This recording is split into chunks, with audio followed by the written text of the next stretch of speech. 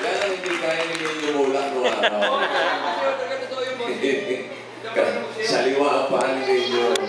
Sayo ka naman po. Ako po sa ibabaw na lamesa. Pero ano, first of all, gusto ko talaga magpasalamat kay Raisa. Alam niyo, napaka-supportive niya kay Rodson sa shooting. Parang talaga siya naging ate. Lalo niya yung mga eksena nila sa tubig, yung nililigo sila sa ilog.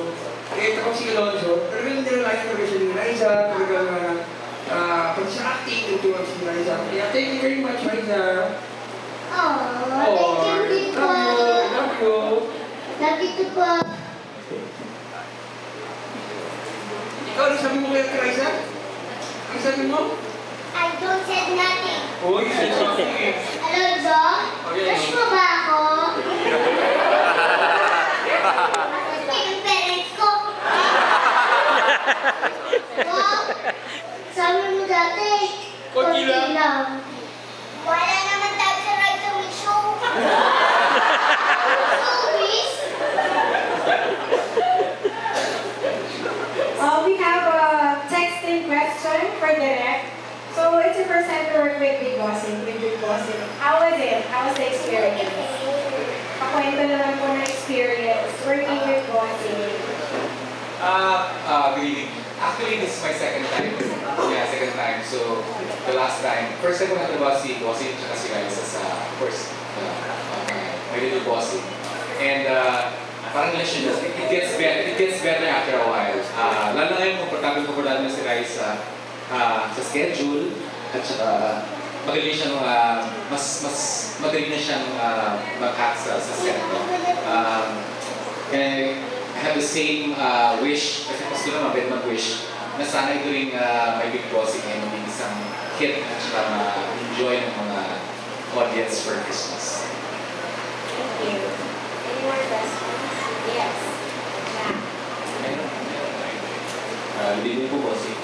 Matanong ko lang kung ano yung pagkakaiba ng entry niyo po this year sa mga nakaraan ko.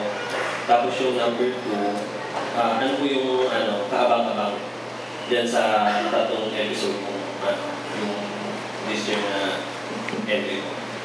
Ang kaimahan nito sa yung pinaka-latest na last year, yung last year, literally ito, big na. Alam mo na. Talaga naman big. Big in production, big in budget, big in casting. Kasi bawat episode may sarili siyang cast. Hindi mo matatawaran yung cast na talaga. And aside from the big budget, big in story. It's not just an ordinary patawa film. Maraming patawa. Importante naman yun. Kailangan tumawa tayo, lalo na pag Pasko. What I am so proud about with this movie, with this trilogy, is the heartwarming factor of the stories. Habang tumatagal, yung sirena, ano lang yung pakwela, yung konting plot. Pagdating nung gitna, yung takta, medyo umatake na yung nag-interest ng tatay sa anak. Pagdating ng presensya, yun na, katodo yung heartwarming na qualities niya. Kasi siya lumaki sa babuyan, if you notice. Yung kumain, baboy. Paniwala na sarili niya, baboy siya. Although hindi ko siya mukhang baboy. Ako may kasalanan ng posting. Ako nagkakapat sa kanya sa babuyan. Pero anyway, but she turns out to be princess after all. Maganda yung story niya. So, kaibahan, malaki-malaki. Pati yung mga ending episode series ko, malaking pagkakaiba.